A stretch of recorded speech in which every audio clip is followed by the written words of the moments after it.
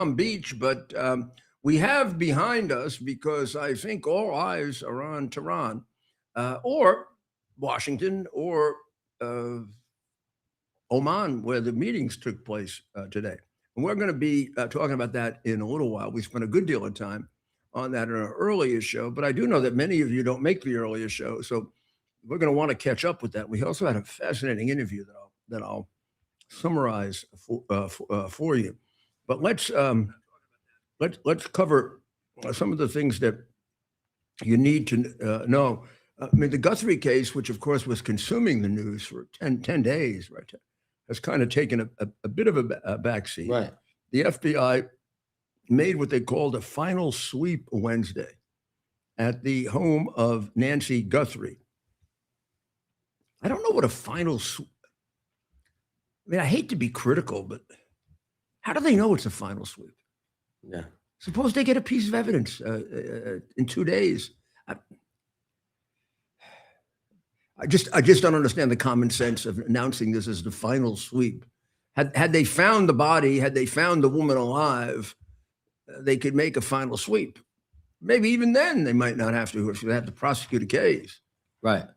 So I don't understand what the final sweep was, but okay, it's a small point in a case that in the future, I'm afraid, is going to be studied for what not to do. This case was a horrible, horrible example of law enforcement at its worst, particularly not the FBI. This is a minor thing here, but the sheriff who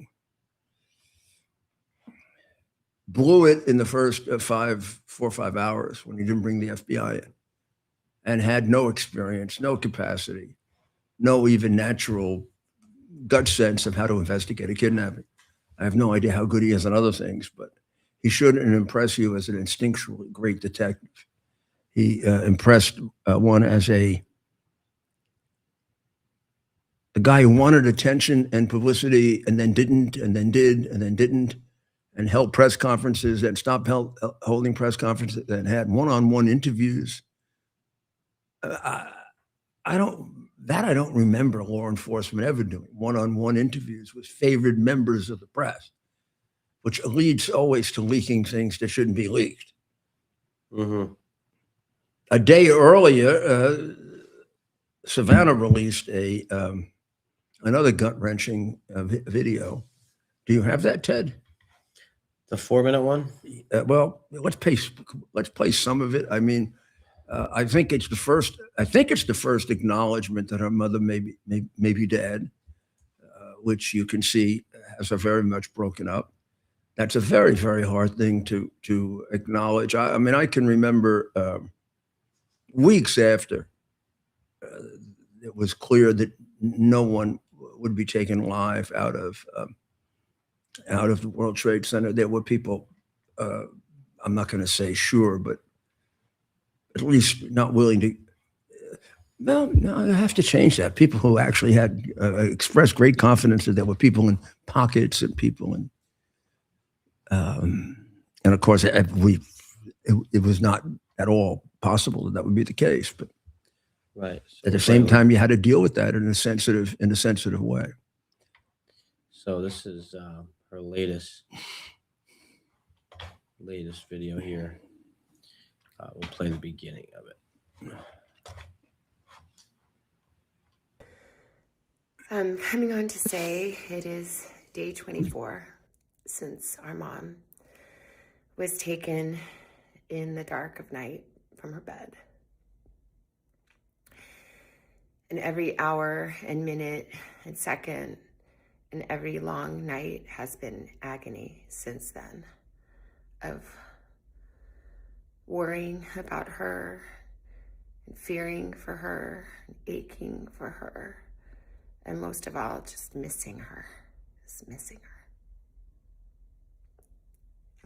We know that millions of you have been praying. So many people have been praying of every faith and no faith at all, praying for her return. And we feel those prayers.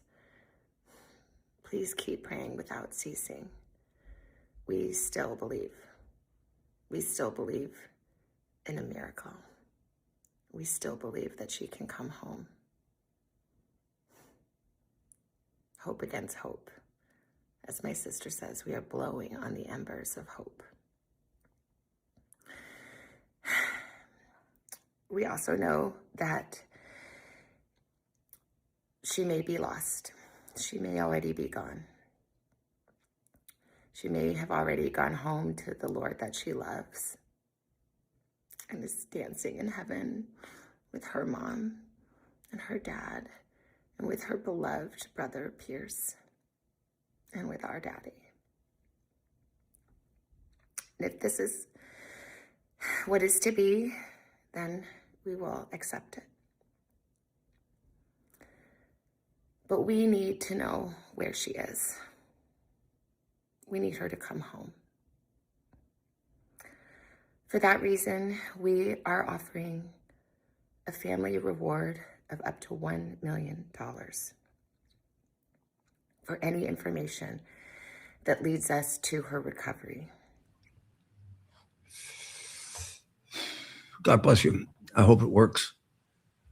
I hope beyond hope, reality, that your mom is alive.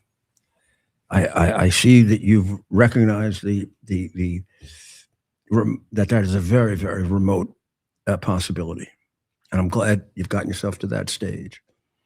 And there's no point at this point to go through a critique of this. It reminds me a bit of the Secret Service at Butler.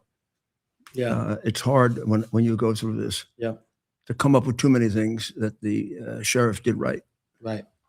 Maybe there are some, I don't know, but he's without any doubt a disgrace. Federal agents arrested Alberto. No, I'm sorry. They raided Alberto's Cavalo's San Pedro home and a Miami property tied to him. An affidavit was filed regarding the search warrant that's under seal, so we haven't gotten to see it, which means having done that, they presumably had probable cause to believe that he's committed a crime. Now, it could be the crime of kidnapping. It could be the crime of murder. It could be some other crime related or connected to it. How is he officially designated? A person of interest, Ted? Yeah. He's not designated as a suspect. Nope. Now, if they're being fudgy about it, they're doing it for a reason. This is the FBI now, not amateur sheriff. Right. So so if they're maintaining person of interest, they're not in a safe place yet where they can say suspect. And they do that. I mean, that's a very, very well thought out decision. Now, the sheriff was throwing those terms around like, he even came up with a few new ones that I'd never heard of before. Right. But now we're dealing with the professionals. Right. So if he's a person of interest, there's something missing that they don't have yet. Maybe we should put it this way. A person of interest whose home they search is a person in which they have a lot of interest, right? Most persons of interest don't get searched. It's prospective defendants that get searched. Yeah. The sheriff has set up a parking ban in Nancy Guthrie's neighborhood starting Thursday. That's what he should have confined himself to from the very beginning and let the FBI run it. The United Kingdom was in the middle of making a terrible deal. But for the fact that this deal has been in the works for some time, I would have blamed it on Keir Starmer, the prime minister, who is a socialist. And in England, that gets you very, very close to being a communist. I mean, ideologically, you are. Whether you've taken the step over and recognized the fact that you are is the question. It would be interesting to know, for example, does he believe in God? Right. I'm sure he pretends he's a member of the English church. They all do, but very few are anymore. In fact, there are people from London, including some Muslims, who predict that in 10 years it'll be the Church of England will be the Mosque of England. Right. And instead of an Archbishop of Canterbury, there'll be a chief Ayatollah for England. You think I'm joking, right? You think I'm being sarcastic? I actually had this conversation with two people who are English and are extremely serious, and were trying to convince me that this is going to happen. This is, and that London is much further along than other parts of it. I said, well, isn't that, I know because I've been told and I've read that there's a lot of attempts to impose Sharia law in the smaller communities. And it's, a lot of it is up and down the west coast of England, which is a little more remote. That's the coast that would face Ireland and America. And that there have been battles going back a couple of years where in these smaller communities, they're trying very, very hard to impose Sharia law. And although I don't think it is acknowledged by the government, there are some in which it's happened. So my focus was there. Now, I've been to London. I was in London several years ago.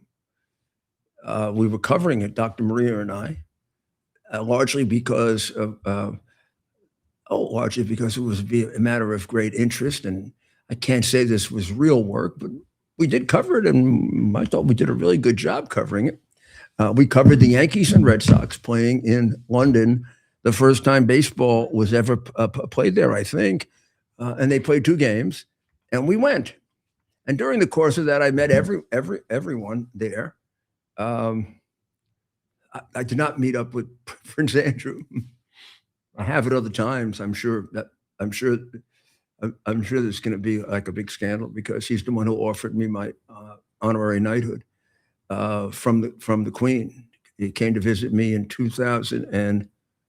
November of 2001. And he said, Mummy wanted to make me a knight. That is a quote, Mummy. And I said, you mean the Queen? I wasn't used to the Queen being referred to as Mummy. And I really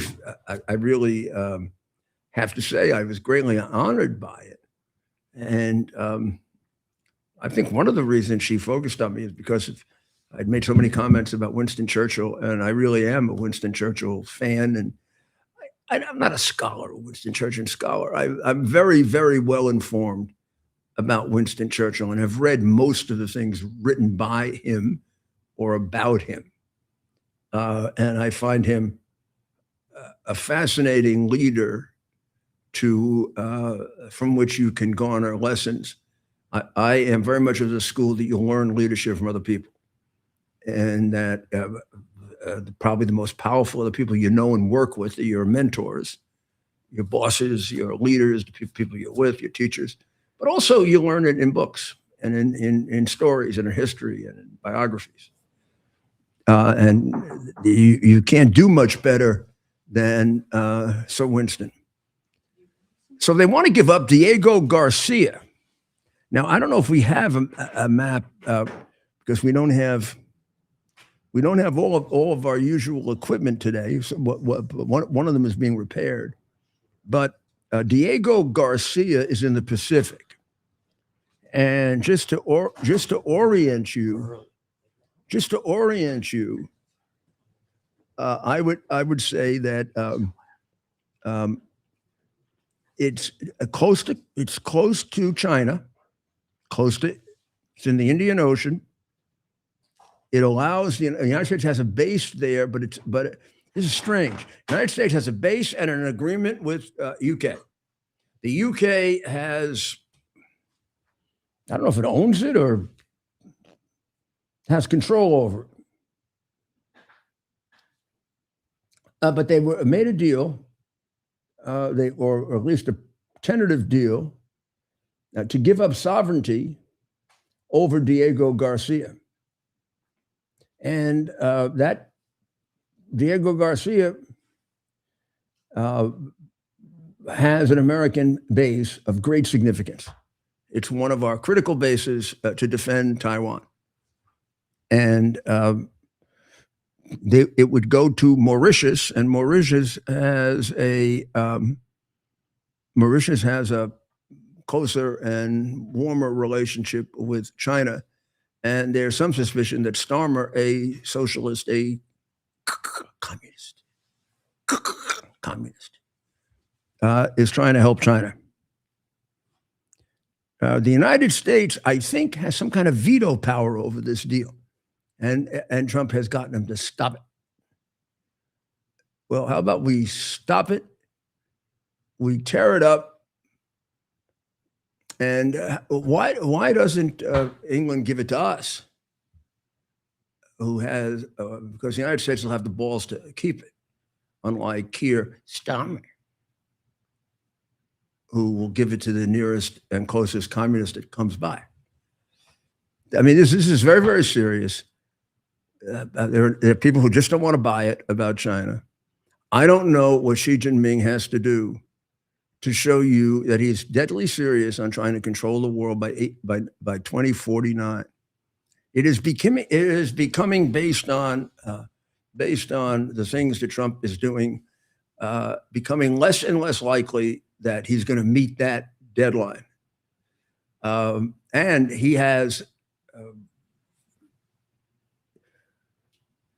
significant internal friction, the depth and length of which we can't possibly realize, because our intelligence in China is nothing in comparison to their intelligence within the United States. Now, you would say, well, that's because we're an open society and they're a closed society. But believe me, I lived through the end of the Cold War and was involved in intelligence and gathering it and doing FISA warrants. We had almost as good a picture of the Soviet Union as they had of us. Almost as good. Obviously, you'd have a better picture of us because we don't do the obvious things are wide open, whereas in Russia, the obvious is much, much, much less. China under Xi did a very effective job of sealing itself off against too much surveillance and extending their surveillance apparatus almost endlessly. I mean, they could be in your sewers. I don't know. So the president should make sure that Diego Garcia is locked down before he leaves office, because it'd be nothing for a Biden type to give that up. After all, Biden gave up Bagram 400 miles from China. This is further from China. We don't have the base 400 miles from China anymore, which is another reason why we need Diego Garcia, and we should be putting Biden in jail for treason. This is a very interesting. Designation as Man of the Year. Kim Jong-un has been selected as Man of the Year. So suppose I say that. This is obviously not a magazine concerned about morbid obesity or promoting that or giving examples of that, but because he really is a very, very big fat slob. But he was just reelected. You didn't know that, did you? Now, I don't even think they're hiding this from you, because what does it mean to be he got reelected like the judge got reelected who presided over Trump's civil case, Judge Engomaran.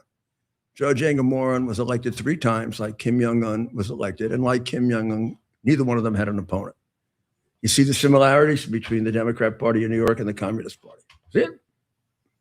21 years, elected 3 times. I've been elected. I've been elected. Am I allowed to say that? Little young lady who's in charge of me? Yeah. Want to sit on my lap? I've been elected. And Kim Jong-un's been elected. And it's about worth the same thing. So Kim Jong-un was elected, and as a result of that, because of the great, great victory that he had, Ted, against no one, Let's see if we got the picture of it. and because he spearheaded unimaginable achievements Mm. in a country which the first time some of these people got to eat is when they got to Ukraine. They actually got them. You actually eat 3 times a day? I didn't know There's a, that. Here, there he is. Unanimously reelected, by the yeah, way. but he was also Got that. named. He was also named Man of the Year. By I was trying to find that. I couldn't find who. He was named Man of the Year by his newspaper. Did not have access to said An newspaper. editorial in the Rodong Sinmun. Unimaginable achievements in 5 years that would have taken others centuries. That's amazing. Like what? They don't like exaggerate. Do they cite? Do they cite these achievements? Well, yeah, I mean, more people have died of starvation under him than under his father. Right. He's been able to shoot missiles. He's actually been able to get missiles that took off. They couldn't get missiles that ever took off. He got about 5 or 10,000 of his people killed for nothing in Ukraine, who had to be sent home because they were shooting Russians as well as Ukrainians because they don't know the difference. And the one thing he doesn't seem to have done is lost any weight. He looks like the same undisciplined fat pig that he's always been. I know the president has affection for him. I don't know what the hell that's about, but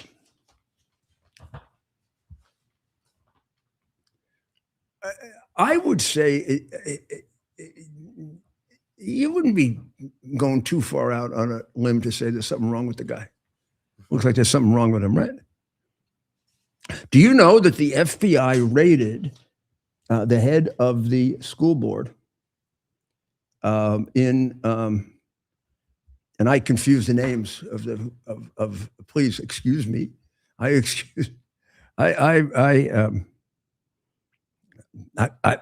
confused that with the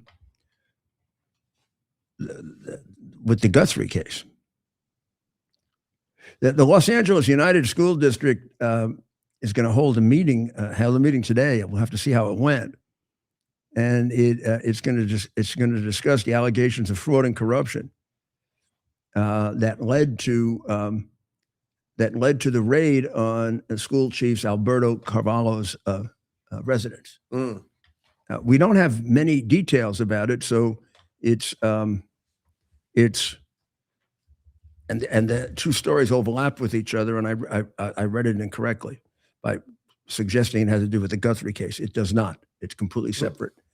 And one of the problems, one of the reasons for the confusion, we don't know much about it.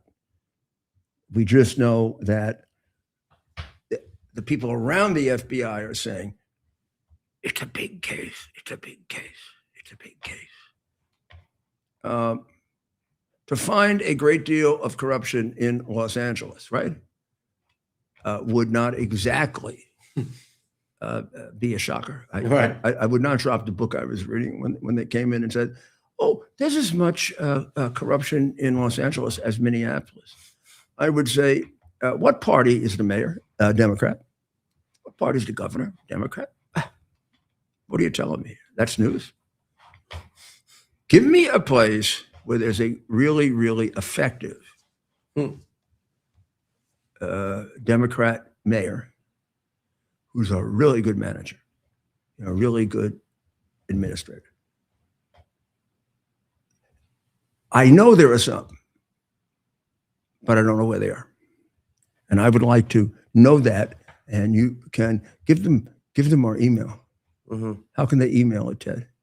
Or how can they send it? Just comment below, right? Yeah, comment below. Give us the name. If you know a mayor that's a Democrat that's doing you give me a Republican too, but that's not going to surprise me. There are many Republican mayors, but they tend to be very good because you got to be good as a Republican. Otherwise, the press rips you apart. Mm-hmm. I mean, if you're a Republican, you don't pay a parking ticket, you should be impeached. If you're a Democrat and you don't pay a parking ticket, everybody should raise the money to pay for the parking ticket for you, right? Right. Or your campaign, your campaign fund will pay the parking ticket for you.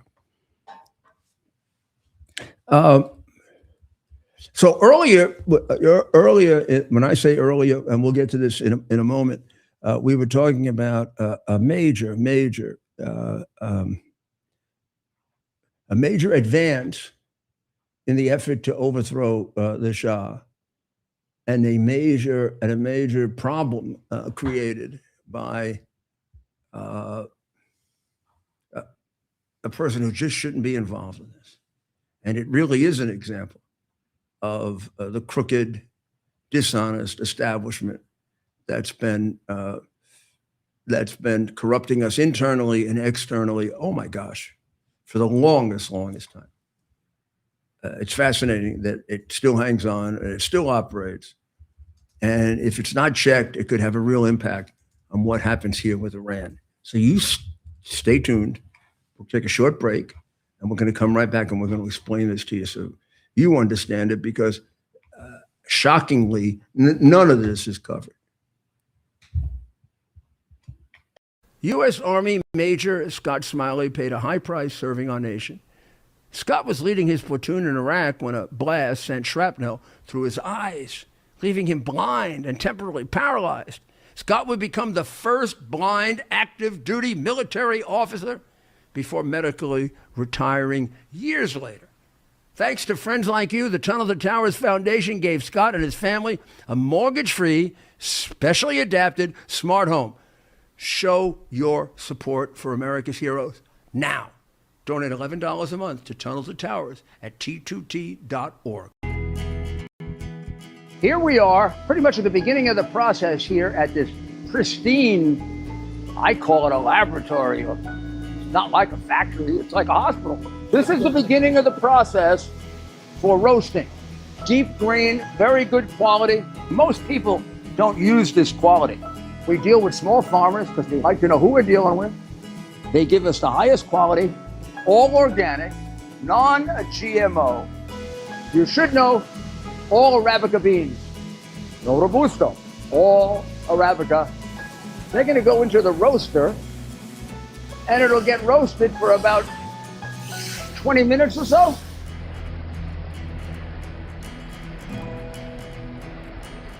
Oh my goodness, look at these. My goodness.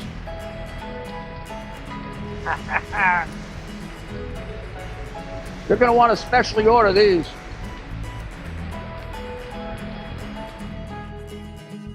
This is what goes into Rudy's coffee.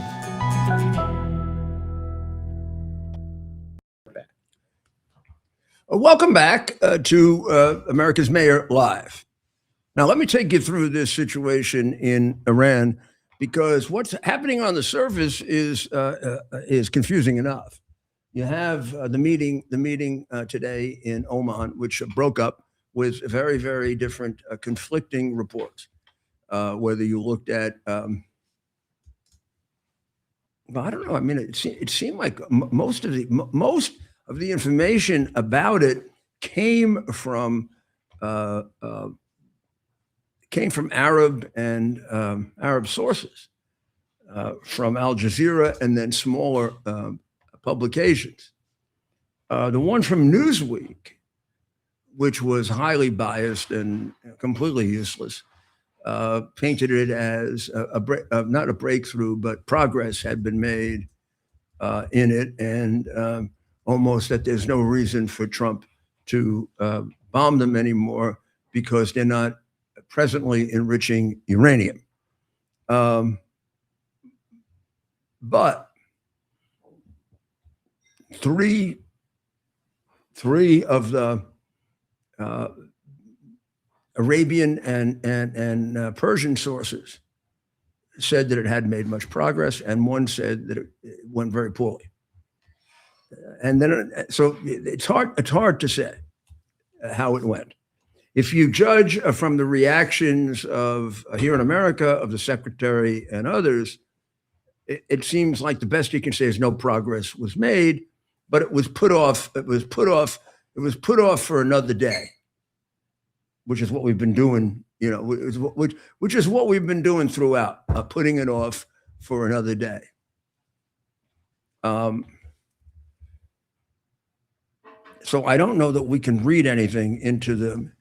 I don't know that we can read anything, Ted, into the fact that, and we're not getting together again for a couple of days, and there are other things on the agenda to come up, so people read that as this is going to continue. But then again, as the regime points out every once in a while, the last time they got attacked, we were in the middle of negotiations, and we were about to meet again. So I don't know if that means anything. I think this is a question of there are factors here that the president is considering. He has been very, very careful not to let us know exactly what they are. We have the general parameters of it, but we don't know the details. So you're not going to know the hour or the day, as it should be. And he's been particularly good in not making it easy to figure it out. Number one, is he going to attack? And number two, how? Brief, quick attack, multifaceted attack, a day, Right. a couple of days. What are the objectives going to be? Those are all left in suspense. Mm-hmm. It is said that the general that's going to lead the attack and has it organized, ready to go, it is said he has not briefed the president yet. Now, that may or may not be true. Why wouldn't you say that if you want to get him by surprise? Right. So I'm just telling you, please be very, very careful with this. And this is to gain as much surprise as you possibly can gain for something that's been anticipated this long.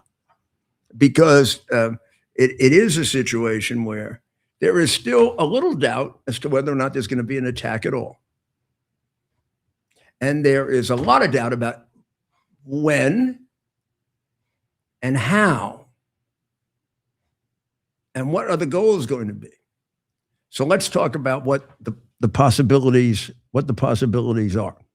And also let's talk about one major wrench that's been thrown in by a truly disreputable group and person, the inheritor of all the stolen money that was taken by his father and mother and grandfather from the Iranian people. Right. He has never worked. He's never earned anything in his life. So every piece of bread that he put in his mouth is taken away from the Iranian people, because his old man was, even if better than the Ayatollah. Having said that, now it all goes negative. Yes, he was better than the Ayatollah. No, he wasn't good to the Iranian people. He killed, up till that time, record numbers of Iranians. Not only that, like his father before him, he didn't just kill, he tortured. He had a prison, which is still there. Ayatollah is very happy to take it over. It had all the torture implements that you could possibly need. You didn't have to buy them. He tortured his opposition. He killed his opposition. He lied to them. His sister, with whom he was very close, but then pretended not to be, was a major drug dealer, which may or may not have been the source of some of the great wealth that they have. They stole wealth every year and put it away on the possibility that they're going to get thrown out because they were brutal, homicidal maniacs. Right. They were hated by a large number of the Iranian people, which has softened a bit over the years, because people will say he's the Shah was not as bad. But these are not the people whose brother was killed by the Shah, or whose father was tortured by the Shah, or whose daughter was raped by the Savak. An invention, by the way, of Pahlavi's father. He's also totally incapable of running anything because he never has. He's never had a job, never had any government experience. He did get 1 year of flight training in America, and the only time he ever made an attempt to fly was he wanted to fly in defense of the Ayatollah against Iraq, which creates a real question of who he's working for. He has said that he's in contact with 50,000, no, 100,000 IRGC.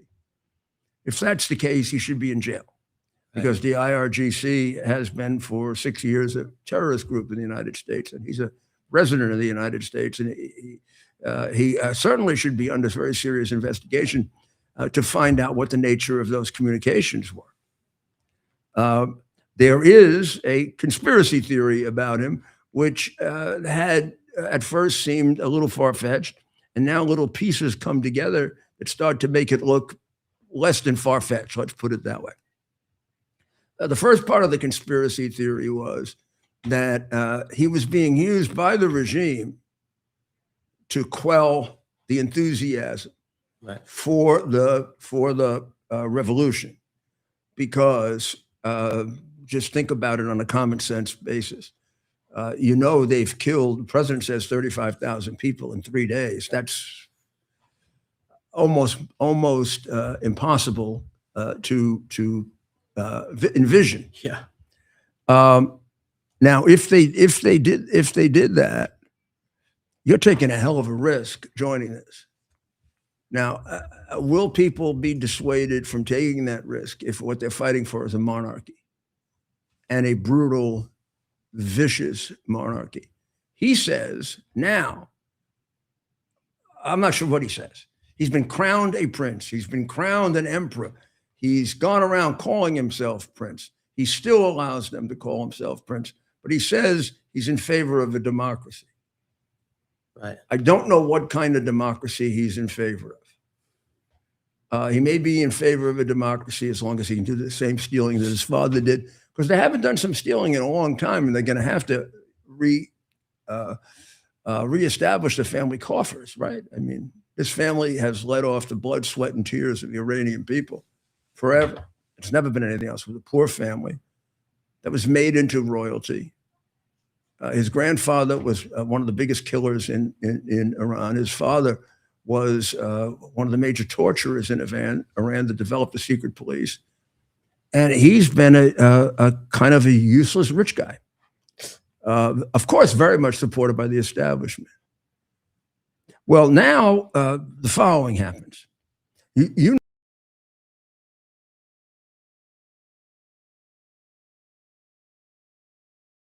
as Iran has about a little over 50% people of Iranian, or let's say Persian background, that go back to the group that was conquered by Muhammad. So when Muhammad's army came in, they engaged in what many would regard as a genocide against the Zoroastrians, which was the prevailing religion for 1,000 years in Persia. And they killed all of the leaders of the Zoroastrian religion, all of the real strong adherents of the Zoroastrian. They made it illegal. They made it a capital crime. And and this is basically how the Muslim religion spread across the world. There are some examples of conversions, but this is the major way they spread, by warfare, by terrorism, which is why terrorism is so comfortable for them. So when Persia switched over and became Shiite Muslim rather than Sunni Muslim, they did become Muslims, but with tremendous conflict with the Arab world, which was Sunni. So the possibilities that the two could work together were always very, very, very difficult. And the Shiites were always considered probably more terrorist than the Sunnis, although the Sunnis brought us September 11th. So we're not going to discount what they can do. During the last couple of weeks, a very, very big development occurred. The Kamala, not Kamala, Kamala Party Secretary General, Abdullah Motadi, announced the formation of a major political alliance, a Kurdish political alliance of 6 different Kurdish groups, including some in Iraq, that had joined together to advance their efforts to get rid of the Ayatollah, and willing to support a diverse, democratic Iran that guarantees the rights of all nationalities, including Kurds. The Ayatollah, of course, came out against this right away and said he's going to eliminate them. Genocide. He can eliminate them. Pahlavi, who wants to be installed like his grandfather and father were by the CIA and by the British intelligence, imposed on the Iranian people, who really don't want him because his father killed so many of them. Very, very strangely, issued a vicious statement about the Kurds. Impossible to understand why he would do this, except if he's working with the regime. Right, Mayor, even if he feels this way, why would he be saying these things before he's even in position to do it, right? I mean, doesn't this, as you said, is very telling.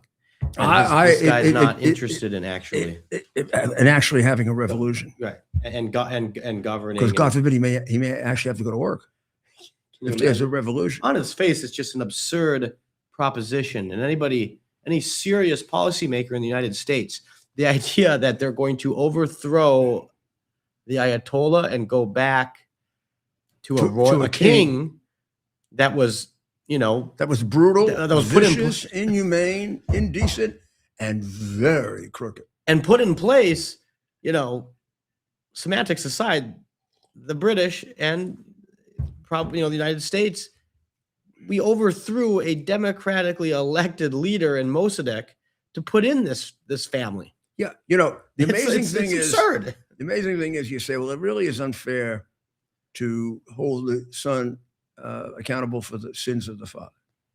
But the only reason the son is being considered is because of the father. It's not as if he has some separate.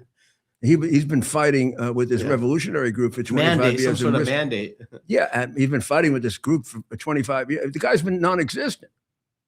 All these groups, including the group that made the attack on the IRGC on Monday, have been working on this for 47 years. They've lost 120,000 people without any help from him. In fact, with hindrance from him. When there was a chance that maybe the Ayatollah could be taken out in the war with Saddam Hussein, he offered and volunteered to go to war for the Ayatollah. The Ayatollah needing help, but being obviously evil but bright, said, I don't want you. You're a useless. What do I want you for, you useless creep? Right. So now he's coming back and he's attacking the Kurds. You need all the help you can get, jackass. Right. Right. That's crazy. Now, you do know the Kurds are of all the groups, the Kurds are probably the most effective fighters. Anywhere from 42 to 49% of Iran is Persian.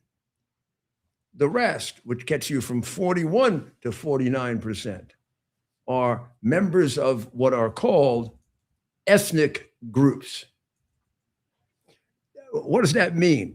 That means they have preserved a separate ethnic identity going way back, not Persian. The biggest group are the Azeris.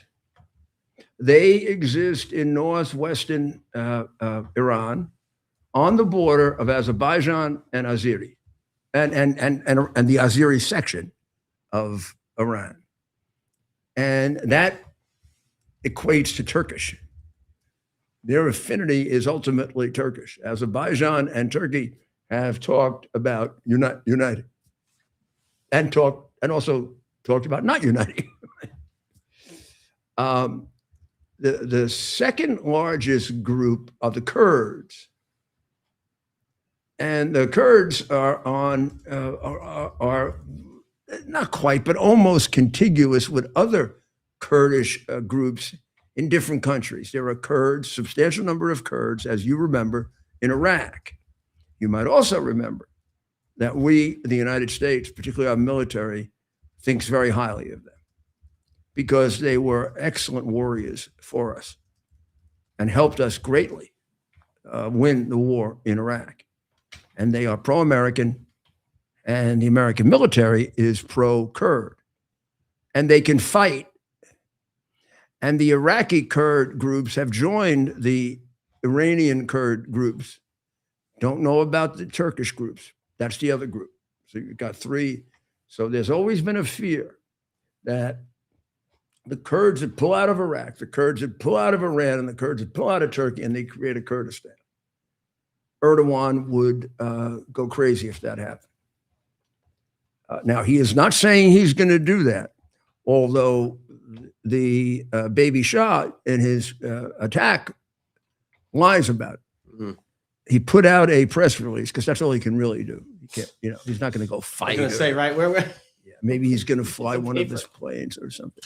I mean, remember the Ayatollah needed all the help to get. He didn't want him. This he put out. This he put out. That's too good.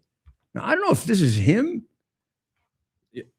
It's him. He tweeted this. Are you reading the statement? But it ends with "Long live Reza Pahlavi." Would you write? Let me find. Wait. Are you looking at the? Yeah, dear compatriots. In recent days, several separatist groups, some of whom have records that include collaboration with both Khomeini and Saddam, have raised baseless and vulgar claims regarding the territorial integrity and national unity of Iran. As I have repeatedly emphasized, the preservation and defense of Iran's territorial integrity is an inviolable principle. We will neither negotiate nor concede even an inch of Iran's unity and territorial integrity with anyone. Now, I just read you their press release. By the way, that's from him. It says, "Long live Iran." Yeah. Reza Pahlavi. Support a diverse, democratic Iran that guarantees the rights of all nationalities, including Kurds. Where is this? They want to separate from Iran. Jerk off. Where is it? Maybe they're lying, but they don't say that. Doesn't sound like they want to do that. It also doesn't sound like this is the smartest time to raise it. Why don't you win the damn war and work this out? But right now, they're not saying. It's crazy. Right now, they're saying, Motadi said Kurds are completely united in the fight against the Islamic Republic and support a diverse, democratic Iran that guarantees the rights of all nationalities, including Kurds. Now, here's the NCRI 10-point plan. This is made up of mostly Persians, major number, but also of a number of the nationalities. The Azeris probably the most heavily represented. 10-point plan. Point number 7 assures the autonomy of these groups. That of all these groups will be able to work out, remain part of Iran, but work out a situation where their rights are respected. I got it up on the screen. So now we have the MEK, which is the group that attacked. We've got it up there. We've got the MEK, the group that attacked the IRGC. So far, the Shah hasn't attacked anybody but the little boats in his bathtub, and then we have the Kurds saying the same thing. Democratic Iran, That Democratic thing must really get the Shah all upset, because his father prohibited political parties. You know how he prohibited them? I have a feeling I know. Unlike the way Biden prohibits try to prohibit by putting us all in jail and bankrupt us. Mm-hmm. The Shah did it by killing them. Right. So he says that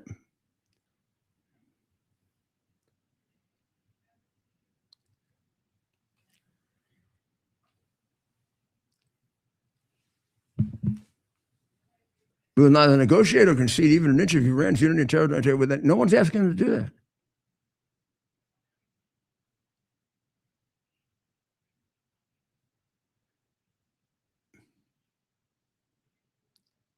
Wow. Just amazing, stunning for him to say such a thing. So he has gone as far as to say he'll go to war against them. You got to win this war first. How, among other things, how infantile is that? Maybe Bizarre. That's because he's never had a job, never run an army, never run a country, never run a business. Had mommy take care of everything and daddy steal everything, and is patted on the head by all the rich people in America and a lot of the establishment people, because they have nowhere to go. Meanwhile, the MEK is not completely in control of everything in Iran, but more in control of what's going on in Iran than anyone else, and has very strong ties. It's the one with the strongest ties with the ethnic minorities, which could avoid a civil war, which is the last thing that you want. The question is now, what is Trump? What is Trump going to decide? There are several very, very good pieces written on this. You can pick out the ones that you agree with the most, but and I don't know if the reluctance of General Kane that was reported, that he's worried about the casualties and the length of time this might take. I don't know if that's true or not. The key decision makers here, however, are the Secretary of War and Admiral Brad Cooper, who is in charge of the Central Command. And according to reports, he hasn't yet had a full briefing with Trump. Don't know if that's true, or don't know if that isn't going to be done, shortly before the decision is actually made, because this is a decision that he's not going to make until he makes it. Meaning he's not going to signal this even to them, and not because he doesn't trust them, but because things always leak. The only way they don't leak is when somebody doesn't know them, and things leak then when people make them up. But he hasn't gotten together with Admiral Cooper yet, and it's my understanding that the decision will get made by Admiral Cooper, Pete Hegseth, and the president.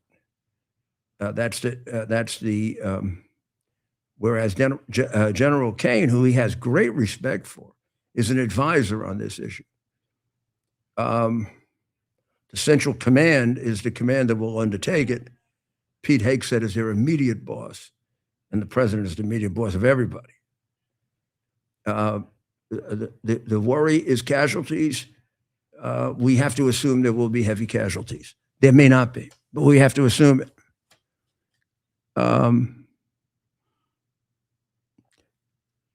There is no doubt that Iran could do damage. We have to assume they can. They didn't last time, but they could. But we do also have to realize this is a weaker than it has ever been. It is unlikely that we'll ever find this regime of terror in such a weak position again. And it would be a tragedy not to take advantage of this opportunity. It's been a tragedy leaving him there for 47 years. There are many people that never got to see out their lives because of that. This is it. This is the time. It's never going to get better. It can't be perfect. It won't never be perfect. But the world is waiting to be delivered from one of the worst dictators, murderers, religious maniacs, and a person who persecuted not just Jewish people, but the American people. And the Wall Street Journal says waiting would squander a rare opportunity to topple a regime that has terrorized the world, spread war across the Middle East, supplied Russia and China, and killed or maimed thousands of Americans. Waiting would also damage Mr. Trump's credibility. He told the Iranian public in January that, quote, help is on its way. And he didn't say help would only arrive after the U.S. election. If he now settles for nuclear promises or symbolic strikes after having massed so much force, Moscow and Beijing will notice an honorable peace in Ukraine becomes harder.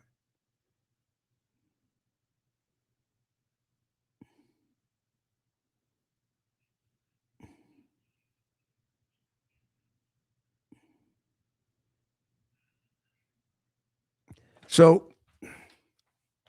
the only thing wrong with this, they go on to sort of suggest that the Shah's son might take over.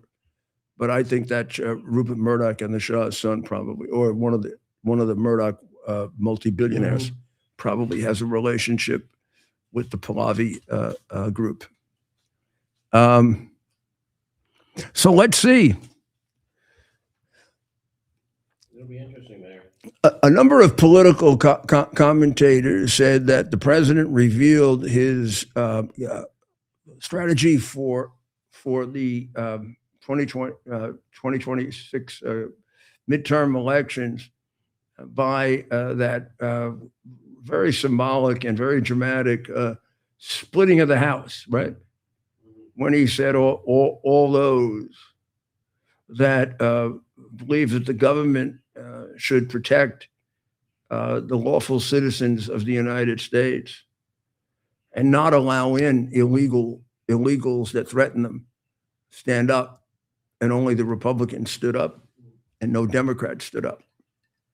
And he said, you should be ashamed of yourself. And it's very, very hard to believe that any American wouldn't stand up in a situation where you're just being asked, are you going to protect our citizenship? Are you going to protect the integrity of our country? Are you going to protect the integrity of our civilization, of our religions? And the answer is the Democrats aren't going to do that at all. They're going to put it all in jeopardy. It is in jeopardy. So what they take from that is, even though he is, he's now losing on the immigration thing, he was way ahead on it. And if he can draw the issue that sharply, it'll change. That people will see the necessity for what he's doing and the great changes that have come about as a result of it.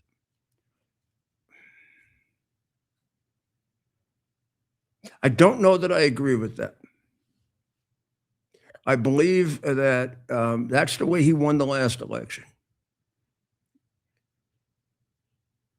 One of the biggest mistakes that losers make in elections is running the last election.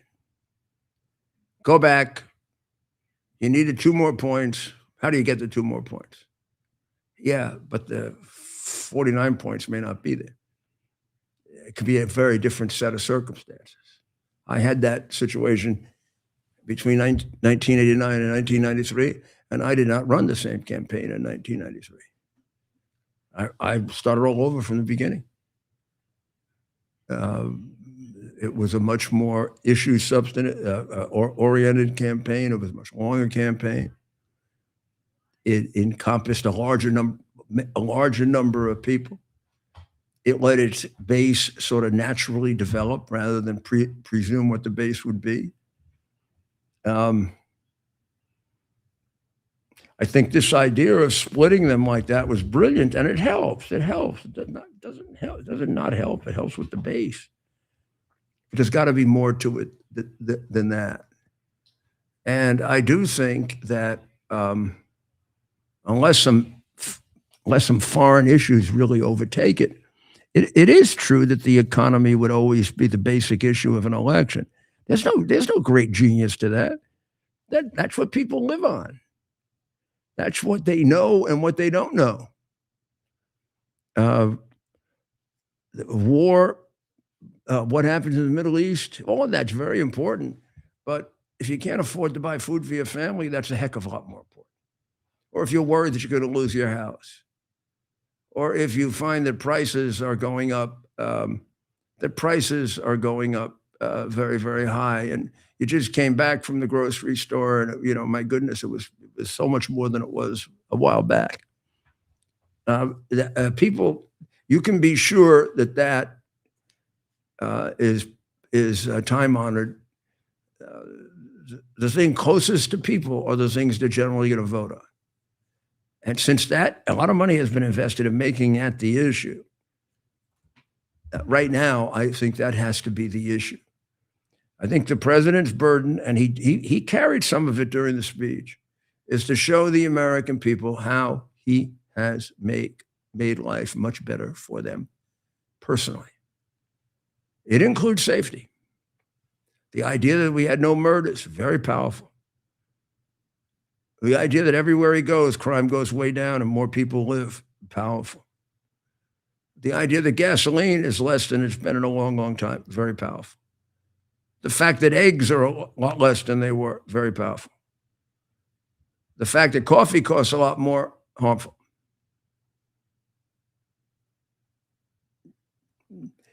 The American people have to, over a fairly sustained period of time, feel that they are doing better. If they have that feeling, his party is going to, and his knowledge of the economy is such that he can do that.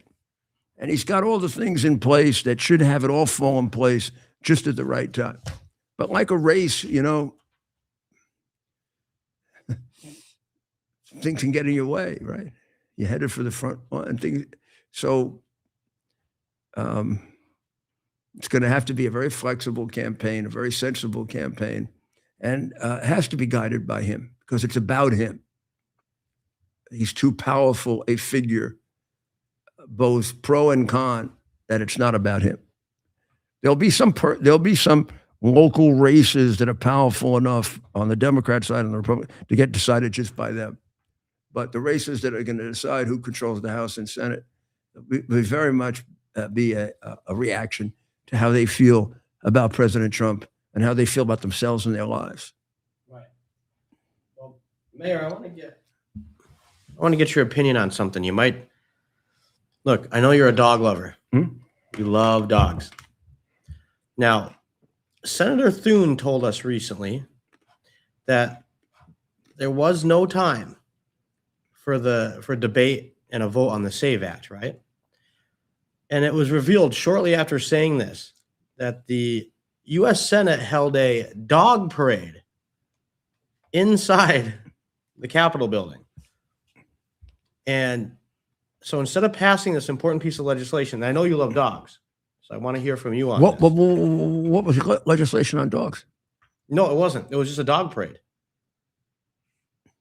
There he is.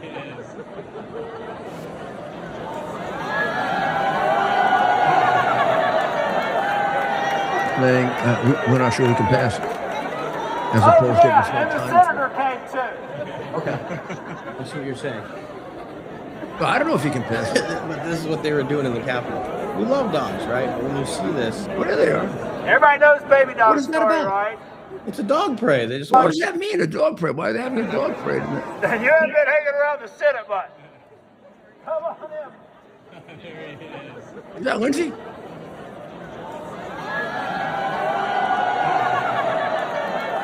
Maybe I'm being too much of a stiff, but I wouldn't mind working on this legislation and getting that SAVE Act passed.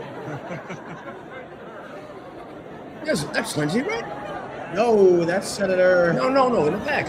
Oh yeah, I think that's him in the back. Everybody knows baby dog story, right? So I don't know. Maybe I'm being too harsh. This looks like the new Senate office building. New. You know what? You're right. New, 30 years old. 20. Russell or No, not Dirksen? Russell, the new one. Dirksen? The new one. Hart? Hart, yeah. I used to have to know those buildings. So look, and I know you're a dog lover, so maybe I'm being a little bit too harsh, but I don't think it's, you're not being too harsh. I think it's too easy. It's one of those- honestly, it's not one for the other. yeah. Okay. If he thought he could pass it, there either wouldn't be this dog show or they'd have the dog show and pass the bill both. Okay. Maybe it's I don't too, think the dog show pushed it out. too easy, right? I think he has, he doesn't know if he can pass it. And that's really pathetic because they need 50. I thought they needed 60 votes. They need 51 votes to pass it. Now that leaves you a couple of Republicans you can give back to the crowd. And this should be easy for any, I mean, you shouldn't be in the Republican Party if you can't vote for. I want to see the holdup. People should identify themselves when they vote, and they should be citizens of the United States of America when they vote. That is not exactly a major thing that they have to worry about. So I'm going to take a short break and I'll be right back because I just got a guest.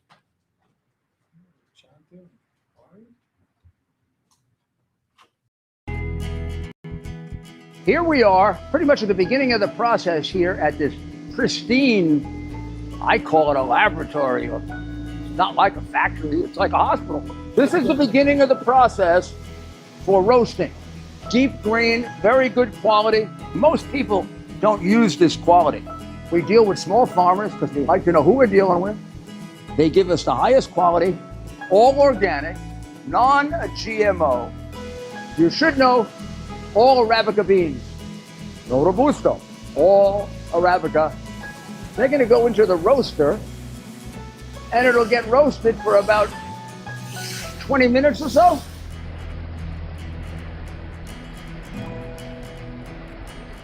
Oh my goodness, look at these. My goodness.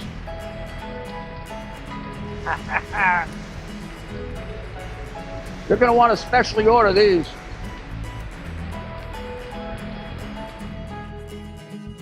This is what goes into Rudy's coffee. Titan. U.S. Army Major Scott Smiley paid a high price serving our nation. Scott was leading his platoon in Iraq when a blast sent shrapnel through his eyes, leaving him blind and temporarily paralyzed. Scott would become the first blind active duty military officer before medically retiring years later. Thanks to friends like you, the Tunnel to Towers Foundation gave Scott and his family a mortgage-free, specially adapted smart home. Show your support for America's heroes now. Donate $11 a month to Tunnel to Towers at T2T.org. Oh, I remember this. This is Rudy Giuliani. I was talking to my granddaughter who just came in, and she's considering whether she wants to make an appearance. I may have to negotiate with her agent, but let's get these things to you. So Thursday night. You know where we stand. One of the criticisms in one of the editorials, I don't know which one, was that Trump didn't offer any new ideas.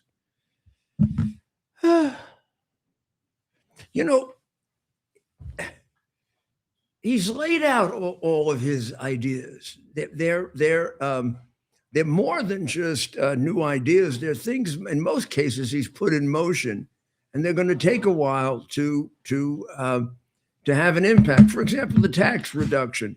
I don't think we really feel that until April 15th. Right. Then the economy will feel the impact of the tax reduction. They took away from him. They took away from him an immediate $400 to $500 billion in tariff revenue. Well, he's replaced it with at least that much without interruption. And he's done it under 3 different tariffs so that the litigation will be endless. So he can count on that in his next 1 or 2 budgets, because you budget 2 or 3 years ahead. He did that in a day. Boom, boom, boom. We didn't miss a day. Didn't miss a day, not a single day. All of the regulatory changes are beginning to have an impact. That's why you see some prices going down dramatically and others not quite yet, because those regulations haven't all happened yet. The price of oil and energy would be really dirt cheap, but for the fact that we are engaged in a war in the Middle East, and also in Ukraine, both of which have massive impacts on oil. But still, the price is not exceedingly high. The prediction that inflation was going to go out of control because of the tariffs, no, inflation's gone down.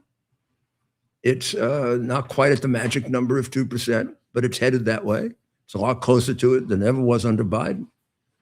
It's a lot closer to it than most of my lifetime. I don't know where the 2% number became magic. I mean, to me, inflation was really bad when it was in the 6, 7, 8, and 9%. Now it's down to what, 2.3? It's yep, and in some cases lower. So I believe he's got to take these numbers, because what I just said to you is not very effective. What's much more effective is when he said during the State of the Union speech, gee, I went into one state and the price of gasoline was actually below $2. Wow. Or the other day when I filled 2 different cars in 2 different days, and in each case, I thought we hadn't filled it up. I said, well, are you crazy? $50. Used to be 90. I didn't, so I went and checked to make sure that the tank was full. It was full. These are the things that play on the old Carvel. It's the economy stupid. And right now, unless it changes, it's the economy stupid.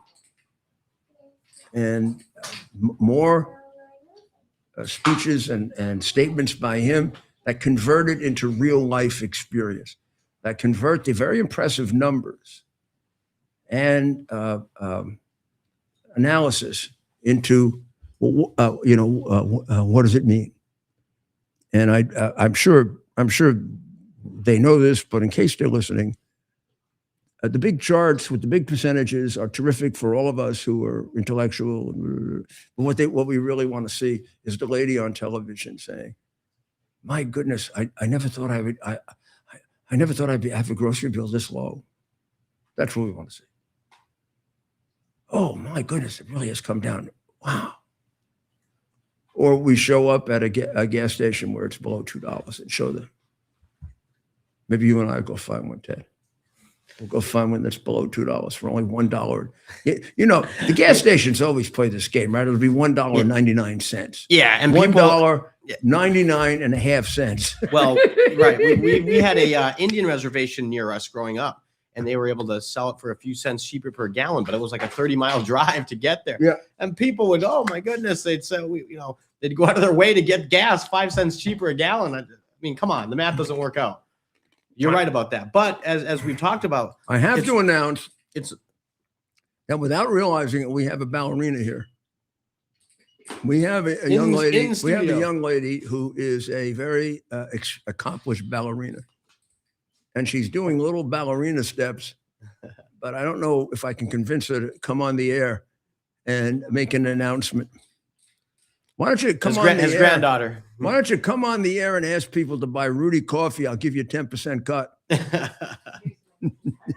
You can make a little money. You remember when we had the store? Right.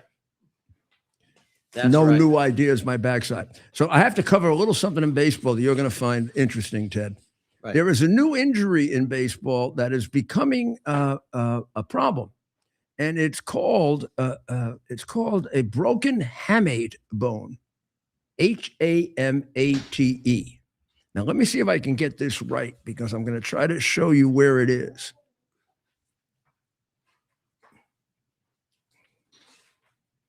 It's right here. And I'm pointing to this hand because I'm a right-handed batter. So we have now 3 baseball players that either have or are undergoing surgery for a broken hamate bone right here. Got it right up on the screen there. If you can. Well, now he'd be on the other side. He's a left-handed batter, but I'm a right-handed batter. I want you to notice that bottom hand. It's hard to see, Ted, but that bottom hand is not. That bottom hand has gone below the bat. So think about a baseball bat. When you hold it, a lot of people choke up, used to, right? They choke up, Right. or they hold it right down pretty much near the handle, which, by the way, could be dangerous also to the hamate bone.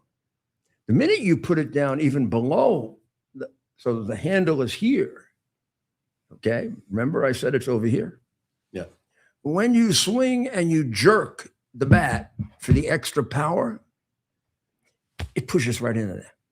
Boom, boom, boom, boom, boom. For certain players, not everybody. Maybe they have a weakness there. Maybe they don't. Maybe they don't have the same structure as someone else. But to certain players, after a period of time, that bone deteriorates and breaks. There are now, there are New York Mets shortstop Francisco Lindor, who is out for an operation on the hamate, and Baltimore Orioles infielder Jackson Halliday, who also underwent surgery to remove the fractured hooks of their hamates shortly after camps opened as well. The guy that we are looking at is outfielder Corbin Carroll, who's a power hitter. And when it happened this month during spring training, he said, I think I just broke my hand. Well, he actually hadn't broken his hand. He had broken the bone here. Now, unlike Tommy John surgery, this is not a year. This is an 8-week process from operation to pretty much getting back into the game. Give or take a week or two. Here's the problem, however. They have noted, with the limited experience they have with this, that it creates a modest reduction in the player's effectiveness. He's no longer quite the power hitter that he was. He's no longer quite the hitter that he was. And they even have so far quantified it to a 5% reduction in performance, which sometimes can be the difference in their job. I tend to think that exaggerates a little. Now, this also has implications for golf and for hockey. Yep. But it's much more prevalent in baseball because they think that this is an injury that always has happened in baseball, but very rarely, because very few players held the bat down that far. And if you hold it and you don't go quite that far, if you go down just to the barrel and you don't let the hand slip below the barrel, you're probably better protected. Although they have had injuries that far down. You really want to avoid it, you choke up. The minute you choke up, you lose power. You gain control, you lose power. And what's important in modern baseball? Home runs. Yep. Guy can be a 250 hitter. If he has 45 home runs, he makes a fortune. If the guy's batting 230 and he's got 2 home runs, it's a difference in baseball that started with the switch, where the home run became the way. Instead of trying to bat around or through the switch, baseball players decided to hit over it. And pitchers decided to challenge the hitters. And pitchers decided it's better to give up a home run than a series of hits. You give up 1 home run, you give up a run, you put a lot of people on base, you give up 6 runs. So it's become a baseball game, a home run game. You either hit the home run or you prevent the home run. Babe Ruth would have loved it. Unfortunately, having learned this little trick that the players didn't know before, of getting more, you get more flexibility and zip into the bat, right? Think of it, the bat becomes, the minute you take your hand off the bat becomes more pliable, right? It's going to have more action on the ball. Wouldn't have thought of it until this happened, but it's the hamate bone. I think this season you're going to see a lot. And another thing that contributed to it, Ted, is that pitchers, because home run hitters are going for so much power, pitchers now are all power pitchers. The day of the guy who throws, the curveball and this one and that one, man, you don't have a real fastball. You can't pitch in the major leagues anymore. I mean, everybody's over 90 now. And they throw the power pitch to get the strikeout. But of course, the harder the ball hits the bat, the greater the impact on the hamate bone. So there's also a fact that pitchers throw harder, that you're getting more of these injuries. Right. Mondani. Well, Mayor, yeah, I wanted to get your reaction. Yeah. We saw the mayor visit the White House again today. Maybe we'll put some of that up. You mean the creepy bum who was attacking the cops or maligning the cops and being stupid and saying it was just a little snowball fight among boys, and the guy turns out to be a 27-year-old career criminal, and 2 cops went to the hospital? First of all, even if it was more benign than that, and it wasn't, you lying little bum, two cops did go to the hospital, and it's a sign of disrespect. Now, I understand maybe this modern generation doesn't understand respect. I don't believe that's true. I think it's just shitheads like you that don't understand respect. Right. People who are out of control, Muslim fanatics, Muslim violent fanatics, for supporters of violent Muslims, or people who are communists like you. You have no respect. There's no reason why this man who puts his life in jeopardy for it has to be hit by a snowball. Now, I know what that man wanted to do, and what he should be allowed to do is kick the shit out of those people. They all should have been left there with a broken nose, broken jaw, bleeding a little at the end of it. Wouldn't happen again. And I'd have given them all medals. I probably wouldn't. I wouldn't have been allowed to. That goes back to an era even before me. But my uncle used to say to me, if I were a cop when you were mayor, you'd be disciplining me all the time and firing me. It's probably true. I had to enforce rules that sometimes I thought were a little stupid. Right here, the answer is simple. Don't have to arrest these creeps. Look at this cop. Look at this guy. This guy could take out 5 people. And you say, oh, it's only a snowball fight. This is not a snowball fight between the 4th grade and the 5th grade. Every one of these people is a damn criminal. They're either illegal aliens. They're either illegal aliens who have also committed other crimes, or they're people who are aiding and abetting illegal aliens, which makes them criminals. Every single one of them is a criminal. And never mistake the fact that this particular group of illegal aliens that has come in under Biden is disproportionately criminal. You see it in the statistics, and you see it just logically. When you open the doors like that, the worst kinds of people come in. These are not marginal people. These are criminals. These are serious criminals, and they have a propensity for perversion, just like the UN delegates do. And now to have the mayor go on television and say, "Oh, this was just a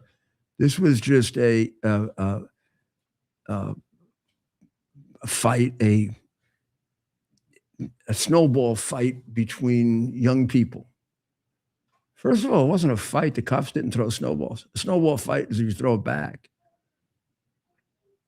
Second, 27 years old and a guy with a nice big long record is not exactly a kid. And I think when we find the other 3, they won't be kids either. But now we go before a communist brag, the guy who's bought and paid for by Soros, and they'll probably get the Hero of New York award. And you know what these cops are saying? They're saying, if we do anything, we're going to be the bad guys. Right. You know what that means? This is not a joke. That means more people get beaten up in New York. That means more people get killed in New York. That probably explains your 17% increase on the subway, and the guy's only in office for a month. How could you have changed the subway so much in 1 month? Doesn't it have to be morale? Several other crimes have gone up dramatically. So, Right. so let me just say, I don't know what he went to see the president about today, but President and I will have to differ on this. If he showed up in the White House today, I wouldn't have seen him unless he apologized to those cops. Yep. I'd have made him sit down and apologize and say he was wrong. This should never happen again. And you do not throw snowballs at my cops. Sorry, you don't throw anything at them. You know what you do when you see them? You say, thank you, sir, for protecting me. That's what you say. You say, in this city that's very, very dangerous, you have the most dangerous job of all. And my father and mother told me I should respect you and I should do what you say. Because you're about the only person around here that's saving my life. We got a mayor, a city council, and a group of Democratic crooked politicians. All they really care about is destruction, chaos. They don't care about my life. Right. That's right, Mayor. Well put. The new Surgeon General is being ripped apart because she wants to get a control over vaccines. She's not saying you can't take vaccines. She's saying you got to get control over this ridiculous 82 vaccines for a kid. This isn't. Don't you get it? This is a money machine. It lost any relationship to science when they got past about 20 vaccines, and realized that vaccines are just cash cows. They all get paid for by insurance of one kind or another, and they're all real expensive. And in an era in which doctors feel a little pressure on their income, the ones that are a little shady are going to give you vaccines, just like the ones that are really shady are going to chop your genitals off for 400 grand. And believe me, the one thing we haven't emphasized enough, although Robert F. Kennedy Jr. did in his book, the key behind all this is the same reason Wall Street goes bad. Nothing different about a doctor and a Wall Street.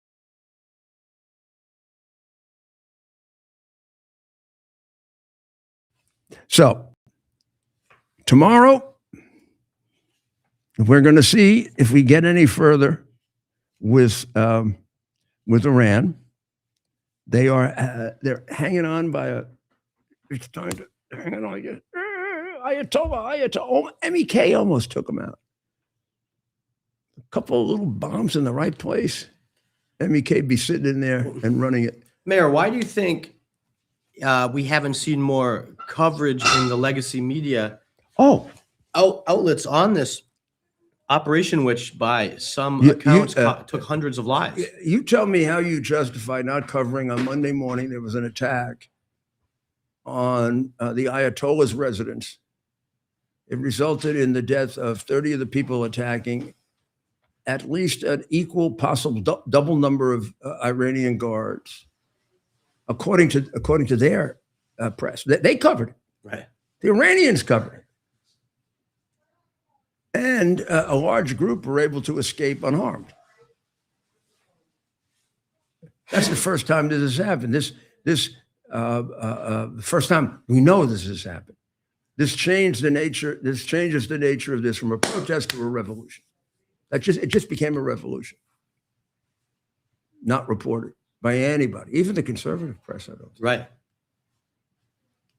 Unbelievable. And then the Shah, then the Kurds, who are a formidable fighting force that our military gives great credit to for helping to win in Iraq, declare that they are with them, that they're with the MEK, with the NCRI, with all of the other dissidents, and that they're seeking a united Iran.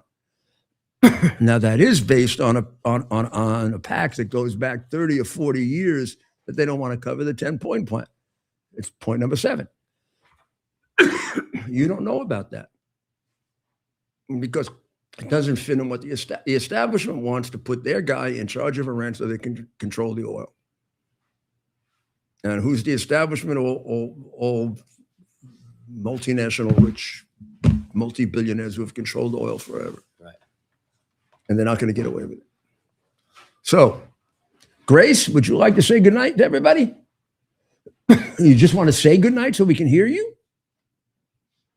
Can we show you? Would you like to come here to pop up and say goodnight? No, she's very shy. Yeah. She has a little food there. She's going to go off and eat. But maybe we'll talk her into it tomorrow night. We'll see. We'll work on her all day. Offer numerous kinds of bribes. Okay?